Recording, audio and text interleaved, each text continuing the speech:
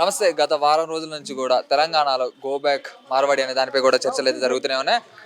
మాధవీలత గారిపై చేసిన వ్యాఖ్యలు కావచ్చు, అవన్నీ కూడా మనం చూసుకున్నట్లయితే మార్వాడీలకు సపోర్ట్గా మాధవీలత గారు ఉన్నారు. అలాగే ఇక్కడ మన దగ్గర విజయ్ గారు ఉన్నారు, బీజేపీ నాయకులు. మనం మాట్లాడదాం. నమస్తే అన్న. నమస్తేనే. అన్న, ఏంది ఇప్పుడు మార్వాడీలందరం కూడా గో బ్యాక్ అని అంటున్నారు, తెలంగాణ నుంచి పోవాలంటున్నారు. అదే మాధవీలత గారు చేసిన వ్యాఖ్యలు కూడా మార్వాడీల వల్లే హిందుత్వం అనేది కూడా ఉంటుందని చెప్పి కూడా మాధవీలత గారు కూడా అన్నారు. దాని గురించి మీరు ఏం చెప్తున్నారు? నమస్తే అన్న. ఇప్పుడు మాధవి లత గారు హైదరాబాద్లో ఉన్నారా, లేకుంటే హైదరాబాద్ని రాజస్థాన్ తీసుకుపోయారా నాకు అర్థమైతలేదు. ఇప్పుడు మరి రోజు ఆమె కూడా గుళ్ళకి తిరుగుతుంది కదా, ఓన్లీ మార్వాడీలు వస్తారా, తెలుగు వాళ్ళు వస్తలేరా గుళ్ళకి? మరి కృష్ణాష్టమి చేసుకున్నారు, మరి కృష్ణాష్టమి చేసుకున్నప్పుడు మరి తెలుగు వాళ్ళు గుళ్ళకి పోలేదా?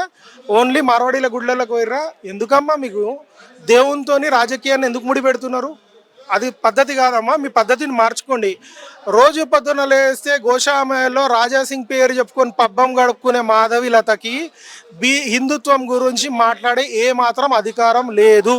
ఆమె 2 ఏళ్ళ నుంచి ఏదైతే పార్టీలో చలామణి అవుతుందో నెక్స్ట్ 3 ఏళ్ళు ఆమె పబ్బం గడుపుకోవడానికి రోజు పొద్దున్న లేస్తే లైమ్ లైట్లో ఉండాలని ఆమె ఏదైతే ఉందో ఆమె పబ్బం గడుపుకోవడానికి న్యూస్లో మైలేజ్ తెచ్చుకోవడానికి మాట్లాడడం తప్పితే వేరేది ఎటువంటిది ఏం లేదు అక్కడ. అంటే పార్టీ పరంగా చూసుకున్నట్లయితే మీరు బీజేపీ నుంచే మాట్లాడుతున్నారు. అలాగే మాధవీలత గారు కావచ్చు, రాజాసింగ్ గారు కావచ్చు, అలాగే బండి సంజయ్ గారు కావచ్చు, వీళ్ళందరూ కూడా బీజేపీ తరపు నుండి కూడా మార్వాడికి సపోర్ట్ చేస్తున్నారు. మరి దీన్ని ఎలా చూసుకోవచ్చు ఇప్పుడు బీజేపీ తరఫు నుంచి వాళ్ళు మాట్లాడుతున్నారు అన్న, వాళ్ళ పర్సనల్ ఒపీనియన్ వాళ్ళది, నా ఒపీనియన్ నాది.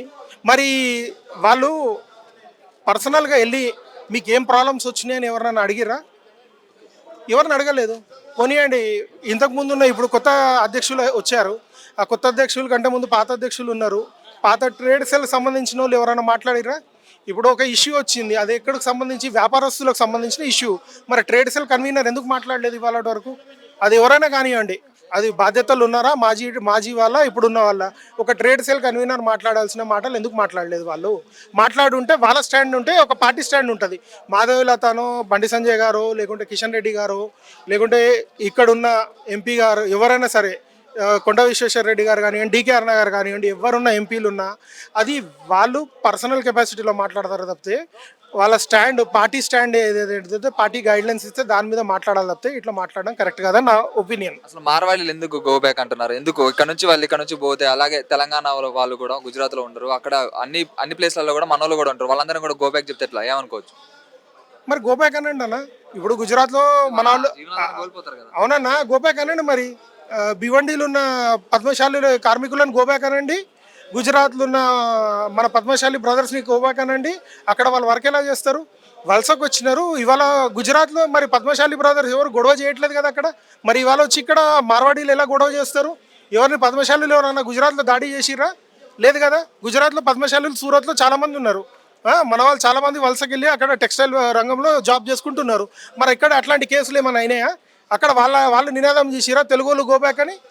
అనలే కదా. మరి ఇక్కడ వీళ్ళు మితిమీరి ప్రవర్తించారు కాబట్టి ఇది అయింది. వాళ్ళు చిన్న గొడవని కూడా దళితుడు అని చెప్పి కూడా క్యాస్ట్ తీసుకొచ్చారు. అలాగే గుజరాత్ ఇక్కడికి వచ్చిన మార్వాడీలు అందరూ కూడా చుట్టారు కదా. ఇదంతా ఎట్లా చూసుకోవచ్చు దీన్ని? ఇప్పుడు దళితులు అన్నారు, దాని తర్వాత ఏదైతే ఉందో ఇక్కడ దళితులు అన్నారు, యాదవులు అన్నారు, అర్బన్ నక్సల్ అన్నారు. ఇక్కడ ప్రాబ్లం ఒక వ్యాపారం చేసేవాడికి ప్రాబ్లం తెలుస్తుంది, దాని ఘోష తెలుస్తుంది. వీళ్ళకి ఏం తెలుసు అక్కడ ఏ రకంగా ఎన్ని రకాలుగా ఏ వ్యాపారస్తుడు ఎన్ని రకాలుగా ఇబ్బంది పడుతున్నాడు అనేది వీళ్ళకి తెలుసా? తెలియదు. కాబట్టి వాళ్ళు స్పందించదు. వాళ్ళు ఎక్కడైనా 10 మంది వ్యాపారస్తులను సంపాదించి వాళ్ళ కష్ట నష్టాలు తెలుసుకున్నాక మాట్లాడితే బాగుంటుందని నా ఒపీనియన్. అంటే అలాగే ఇప్పుడు మార్వాడి వాళ్ళు కూడా అందరూ కూడా ఫోన్ చేసి బెదిరియడం కూడా చూస్తూనే ఉన్నాం మనం. అంటే తెలంగాణ శ్యామ్ను కావచ్చు, వాళ్ళందరినీ కూడా ఎందుకు పోవాలా, మీ ఇక్కడే ఉన్న తెలంగాణలో ఆధార్ కార్డు ఉంది, అవన్నీ ఉన్నాయని కూడా చెప్తున్నారు. అలాగే మాధవీలత గారు కూడా చెప్పారు వాళ్ళందరికీ ఆధార్ కార్డులు ఉన్నాయి, వాడు ఇక్కడ ఓట్లు వేస్తారు, అవి వేస్తారని కూడా చెప్పారు. దానికి మీరేం చెప్తారు? ఇప్పుడు అతివృష్టి అనావృష్టి అంటారు. ఇప్పుడు అతివృష్టి అయింది, రేపు అనావృష్టి అవుతుంది. ఇప్పుడు తెలంగాణ శ్యామ్ గారి గురించి నేను మాట్లాడలేను, ఎందుకంటే ఆయన ఒపీనియన్, ఆయన స్టాండ్ ఒకటి.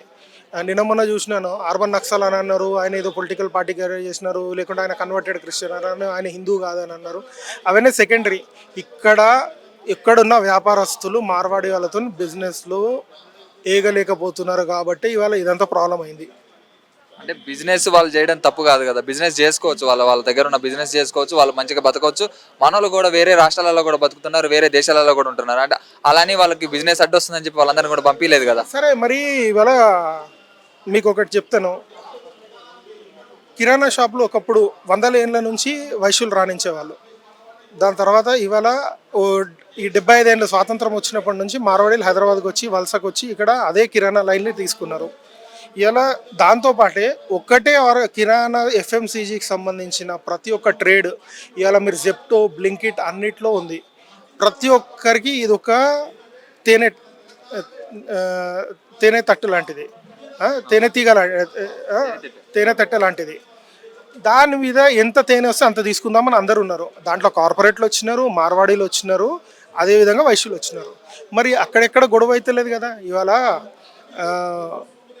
వైశ్యులకు సంబంధించి జెప్టో గోబ్యాక్, బ్లింకిట్ గోబ్యాక్ అనట్లేదు కదా. మార్వాడీలే గోబ్యాక్ ఎందుకు అంటున్నారంటే వాళ్ళు వీళ్ళ అస్తిత్వం మీద దెబ్బ కొడుతున్నారు. వాళ్ళ అస్తిత్వం మీద దెబ్బ కొడుతున్నారు, వాళ్ళ జీవనోపాధి మీద దెబ్బ కొడుతున్నారు. ఎంఆర్పీ మీద ఉన్నదాన్ని 2 రూపాయలు తక్కువ వాడు 2 రూపాయలు తక్కువ ఇచ్చిండు, 4 రూపాయలు తక్కువకి ఇస్తా, వాడు 4 రూపాయలు తక్కువకి ఇస్తే నేను 8కి తక్కువకి ఇస్తా, 8కి తక్కువ ఇస్తే 4 కొంటే ఒకటి ఫ్రీ నా ఇష్టం ఉన్నట్టు ఇస్తా అని అంటే ఎక్కడికి వెళ్తుంది వ్యాపారం? బిజినెస్ అనేది హెల్తీగా చేయాలి. కాంపిటీషన్లో చేస్తే నష్టం ఎవరికి అనేది మీరు తెలుసుకోండి. అందరం ఇక్కడ ఒక సమాజంలో బతకడానికి ఉన్నాము.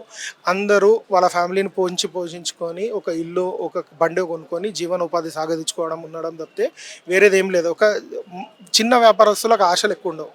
ఆ చిన్న వ్యాపారస్తుల అస్తిత్వం మీద దెబ్బ కొడితే ఆటోమేటిక్గా అవుతుంది ఇది. అందుకే ఈ నినాదం స్టార్ట్ అయింది. ఫైనల్గా ఏం చెప్పదలుచుకున్నారు? మార్వెల్కి సపోర్ట్ చేసే నాయకులు కావచ్చు, వాళ్ళందరినీ గో బ్యాక్ అని చెప్తున్నారు, కొంతమంది ఏమో వాళ్ళకి సపోర్ట్ కూడా చేస్తున్నారు, వాళ్ళ వల్ల మన రాష్ట్రానికి కూడా ఉపయోగం ఉందని చెప్తున్నారు. వాళ్ళందరికీ మీరు ఏం చెప్తారు? బ్రదర్, ఇప్పుడు మార్వాడి గోబ్యాక్ అన్నంత మాత్రాన మూటమ్మల్లో చదువుకుని మనం పోయే పరిస్థితులు ఉన్నారా? మూటముల్లో చదువుకుని పోయే పరిస్థితులు ఉన్నారా? లేరు కదా. మరి ఇక్కడ ఉన్న వాళ్ళతో కలిసిమెలిసి ఉంటున్నారు కదా. మరి ఇక్కడ ఉన్న వాళ్ళ మీద దాడి చేయకండి, ఇక్కడ ఉన్న వాళ్ళతో హెల్తీ బిజినెస్ చేసి వాళ్ళు మీరు కలిసి కట్టుగా ఉండండి తప్పితే ఇంకా దాని గురించి వచ్చే వాళ్ళని అయితే నియంత్రిద్దాం. లేకుంటే అది ఇంకా చిన్న చిన్న ఊర్లలో వాళ్ళు అలాగే పాకి ఏదైతే చేస్తా అనుకున్నారో దాని విషయంలో మేమేం చేయలేము. కానీ మెయిన్గా వచ్చేసి ఉన్న వాళ్ళని పంపించలేము. ఉన్న వాళ్ళు మన వాళ్ళతో కలిసి కట్టుగా హెల్తీ బిజినెస్ చేస్తే బాగుంటుందని నా opinion. Thank you brother. Share చేయండి, లైక్ చేయండి, సబ్స్క్రైబ్ చేయండి. మరిన్ని వీడియోల కోసం బెల్ సింబల్ పై క్లిక్ చేయండి.